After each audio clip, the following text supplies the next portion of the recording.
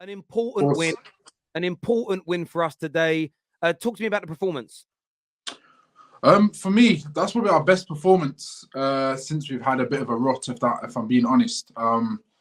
I couldn't fault any player today. And I'm not too sure they'll get their props today, but I think it's more beneficial coming from myself, given the fact I've given this guy a torrid time. But Harry Maguire today, you hear it here live, I will go in on the guy because I never thought he was competent. I thought he was incompetent under pressure, slow on the ball. Today, his decision-making, the one-on-one defending. Of course, he didn't get the ball, but he shielded off the player from the ball and took him out the way of the front of goal. We got obviously get the goal kick from that. And then, of course, the one-on-one moments when we're kind of under pressure, he's got to take a touch and get it out.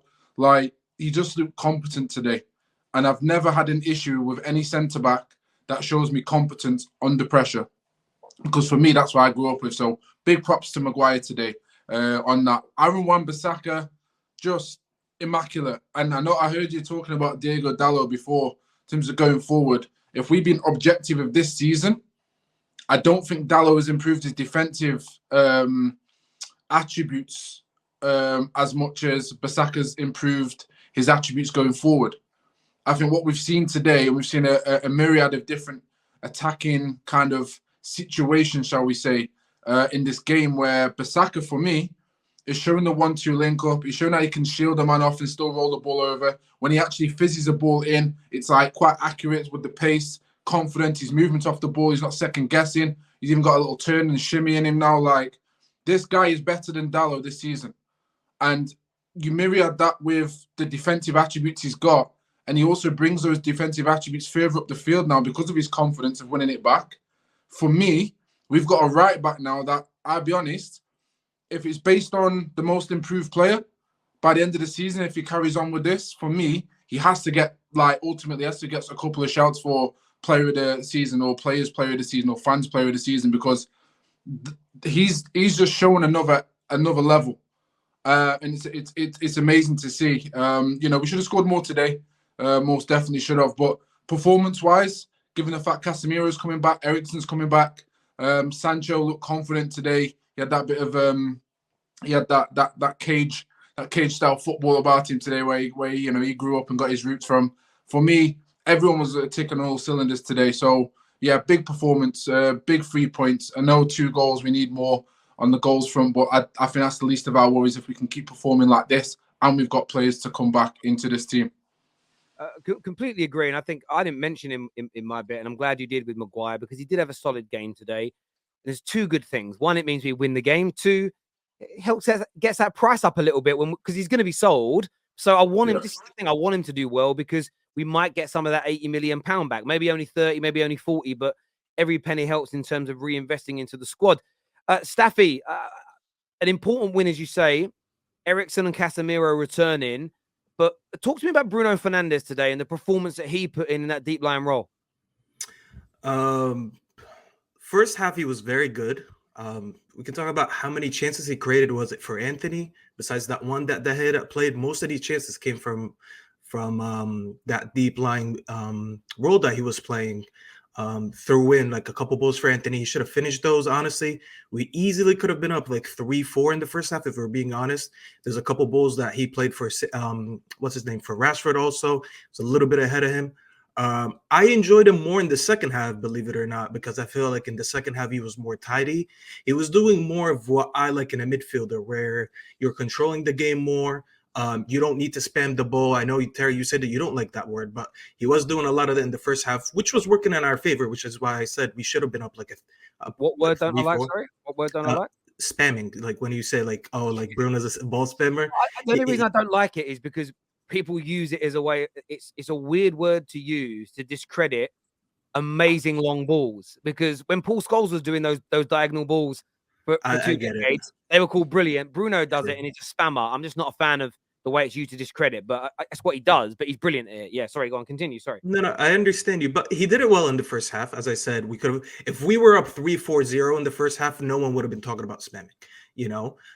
Second half, as I said, I enjoyed what he did in the second half. I felt like he kept the ball neat. He was making all the right passes, didn't take too many risks. Clearly, it wasn't our day in terms of finishing, because we were only up 1-0. When you're up 1-0 and you had 21, what is it? We had 21 shots in the first half and you scored one of them. Clearly, this is not a creation issue. You had enough creators on the pitch. Sancho as well was creating enough chances. He got the assist. I didn't even need Sancho to get that assist to tell you that he had an amazing game. So I can't really blame anyone for the scoreline other than the finishers. Anthony, in my opinion, kind of had more of a poor game. It just showed that he's not a transition player. I don't know if you guys thought the same. This is the first time where he's exposed to so many one-on-ones and so many long balls. Like if you put Rashford on that right-hand side in the first half instead of Anthony, I think we easily score like 2-3 more goals than we did. But overall, good performance. It was more about the result. 10. What is it now? There's 9 games left for the season to be over. It's more of a results business right now than performances. When the summer comes in, we'll talk about performances and improving the team and the style of play. Right now, I'm really not interested in that. I'm interested in going into every game, getting the 3 points and getting out. I get that. The comment here that says Bruno at 8 thoughts. We've got Ivorian Spice. A 10, or do you want to see him go back to the 10 when Casemiro and Eriksen return, or do you want to say Bruno Fernandes stay deep? You're on mute, by the way, bro. Sorry. There you go. I've unmuted. Thank you. In my opinion, with that question that you just said there, when Casemiro and Eriksen return into that midfield to play the double pivot, I would prefer Bruno in a number 10 for that situation. But as of now, I'm enjoying what he's doing in a number 8 position, getting himself stuck in. We all see Bruno. He works as his socks off all the time for the team. You know what? And of course, Terry, I know you don't like that word, that spamming word, but in that number 10 position, he gives the ball away so many times. But he's far better when he has Casemiro for security and Eriksen feeding him the balls, and he's much more instrumental. So I enjoy Bruno in number 10 position when those two are back. But at the current moment, for what he's doing right now with the current midfield that we have, he's done well today. I've seen him today. He's been moved up into the right wing as well to just help the Manchester United attack. But Bruno is Bruno. He'll do what he has to do. He's a maverick. And as much as I can criticize him as much as he can, he's done well. And today he had an excellent game in midfield. In the second half, it was a bit different. But in that first 45 minutes, Bruno was always involved in the attacking phases as well, the interception plays as well. He got himself stuck in. So I enjoyed that. But to answer your question, I would prefer him in a number 10 position when Casemiro and Eriksen return in that midfield, because then the creativity will be far better. Yeah, I agree. Look, I think he does lose the ball, but so does KDB. So do most top creators. I looked at Jack Grealish was amazing against Liverpool last week. But in that game, he lost the ball more in that game than any other game this season for City. Why? Because he was actually trying to create and break lines and create chances. And I think there's been an obsession with Bruno Fernandes and losing the ball. But yet we kind of, as football fans, ignore that most top players are doing it. And a lot of the time he's losing balls are through shots or through crosses or passes that are just missing out. There was one today that he played into Jadon Sancho, who mistimed his run. Officially, that's Bruno losing the ball, but that's not his fault. There was another time where he passed the ball inside to Scott McTominay, who didn't anticipate it right, and we lost possession. So that's just off the top of my head. That's 2 times we lost the ball today via Bruno that statistically make him look bad, but it wasn't his fault. And I think there's just sometimes an over-indexing of that. For me, I think he's been okay at 8. I just love him in that number 10 role. And me and Adam kind of had a disagreement on Wednesday when I said that I think Bruno's more of a creator. Like, he's a creator and a goal scorer, and I think you need that.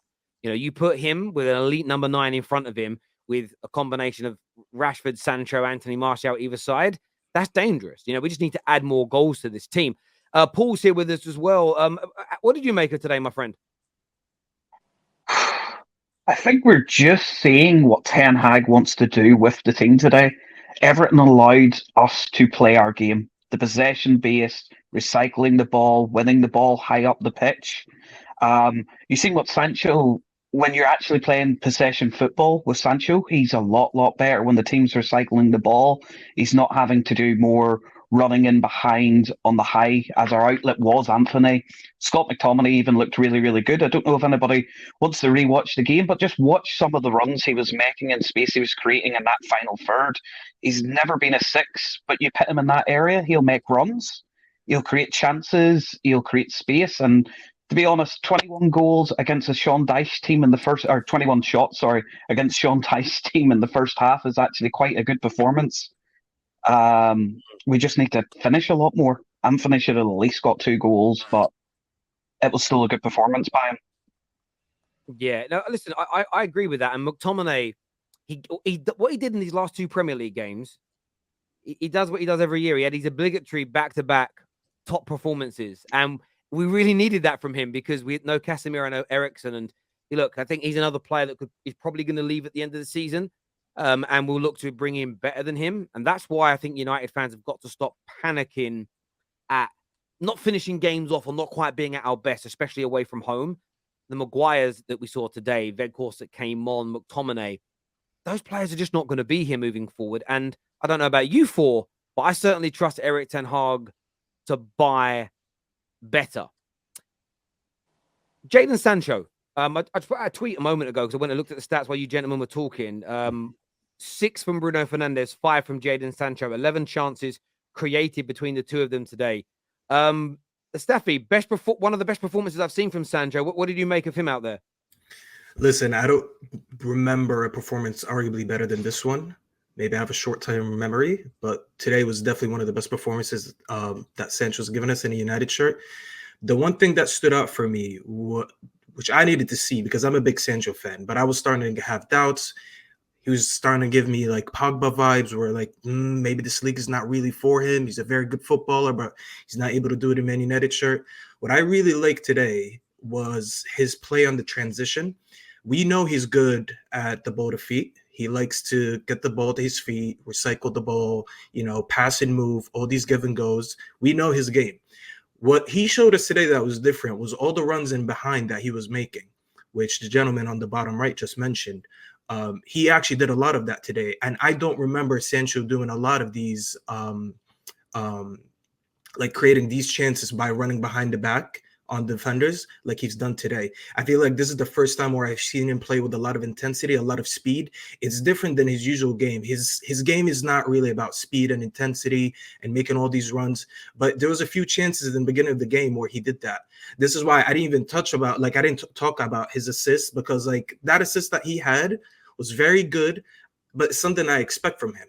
So like that's not outside of his game. What I really was happy about today to see the intensity that he brought. There's so many games where we just looked at him, even when he comes on for the last 20 minutes and he's not running enough. He's not putting enough pressure on defense. He's not running in behind. He's not really asking for the ball enough. Today he did all of that and he played about 77 minutes, maybe a little bit less. So for me to see that change in his game today made me very happy. He was my man of the match. I know, like, if Bruno officially won it, I understand if he did, but Bruno did what he usually does anyways. I was just very happy to see the difference that Sancho brought in today's game. It made me comfortable. Now, I mean, unfortunately, now Rashford is injured. I was looking forward to, seeing more of Sancho being that good with the current form that Rashford has been on this season. So now this is a new bummer, but maybe going forward now, if Rashford misses out for 2-3 weeks, maybe we can rely on Sancho. Hopefully he can keep this form, but I was very, very happy with what I saw. I agree with a lot of what you said there, and there's a few comments saying that Sancho's put in other good performances. He has, but what he did today was a good performance. He kept the shape.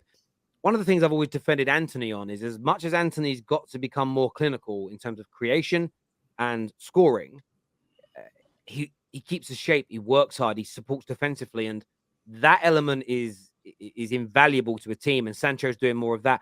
But he added an assist. That Sunshine, like your point of view, mate, I know you're someone that likes Jadon Sancho. For him to stay at Man United, there needs to be far more performances like today. Would you agree? Yeah, 100%. I love the player profile and I love what he's about. But there are question marks that you can't deny, regardless of whether you like it or not.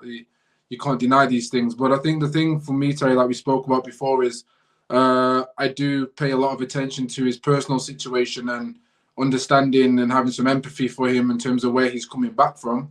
I understand that there is a certain process, and I can never judge anybody, any person in this world, if they're not there 100%. I can make judgments, but I can never totally say they've given me 100% of themselves. And there are factors that go into that I have to be patient with. to then give them a big rating and go, he's not good enough, this. It's okay to say he's not good enough right now, but when you ask why and what's gone into that, there are some factors like his mental health that I have to put to one side and say, okay, you need some time to get into this team. So I will criticize you honestly. I will praise you honestly, but I won't put a nail in the coffin until I feel that Ten Hag saying, right, okay, I'm now going to put that pressure on you to perform, because you will have to elevate. You will have to come back from your trials and tribulations, and you are going to have to put a performance in. And I think that's the only fairest way I can see Sancho. Today's performance for me as a whole was one of his best that we've seen, and I think it's been coming. I think it massively helps that when the structure is right, and similar to with Bruno, what you were saying in terms of just being able to have that support behind him in a sense of what KDB has. I think Sancho was one of those types of players. If the unit is working and he's only got to focus on the high aspects of his game, of course, occasionally you're going to want him to track. Of course, you're occasionally going to want him to get stuck in. There's going to be moments where the ball may be 50-50 and you want him to put his foot in. You're going to have those small isolated moments. But in general, when you see what Sancho brings and you see what he was capable of today, the more he does more of that, the more I see him being more comfortable and confident in his own skin to put that red shirt on and play. But it's about being able to have a team that can facilitate that, in my honest opinion. And I think he can only grow from that. The talent of the kid is unbelievable. Unbelievable. I'm not a big stats man because I always find holes within stats. I feel it's surface level. However, you know, I do appreciate him to a level. And when we got him at Dortmund, he was like neck and neck with Messi for goals and assists in Europe at some point. And I'm just thinking that talent can't be washed away just because of a few bad performances. And of course, he's coming from something quite traumatic in the mental health aspects. There has to be an element, for me anyway, has to be an element of patience while still at least giving honest criticism and fair criticism. So if he's had a poor game, say he's had a poor game, no problem. But don't put nails in the coffin for me. Anyway, I'm not going to put a nail in the coffin to say he's done, he's out here, when there are some factors that he needs to overcome first. He's on the right trajectory, in my opinion. Today's performance shows that. I feel like he can have more of those. I think he needs more support from the fan base at this moment in time before we start adding that extra pressure, like what we do to, for example, Bruno or Rashford, etc. Because, you know, that's where they are in their career. So I'm happy with Sancho today. I think solid 8 out of 10 given the circumstances and putting things into perspective. But I want more from him. I definitely want more from him, and I will be as honest as I can say when judging him. If he isn't having a good game, we'll judge the 90 minutes. But I'm just not putting nails in coffins at this stage right now. I just don't think it's fair to do so. Mate, I understand that, and I think that Sancho joined just as everything collapsed with Oli. We had Ralph, and this year started, and he's had problems. And of course, rivals don't want to give him any time. They want you to, you know, a little bit like with Anthony. I sort of tweeted, "Oh, he should have scored that goal," and it was predominantly Gooners in the comments, in my replies. What a bad signing! What a bad signing! And for me, I sort of look at it like I'd be much more annoyed if Anthony wasn't in the positions to score. Wasn't in. You know, for me, there's something to work on. I'm not going to panic because I'm trusting who we have as manager and the fact that we're probably still going to see the end of the Glazers. If the Glazers remain, all my optimism goes because I just know what they're going to do to this manager in the end.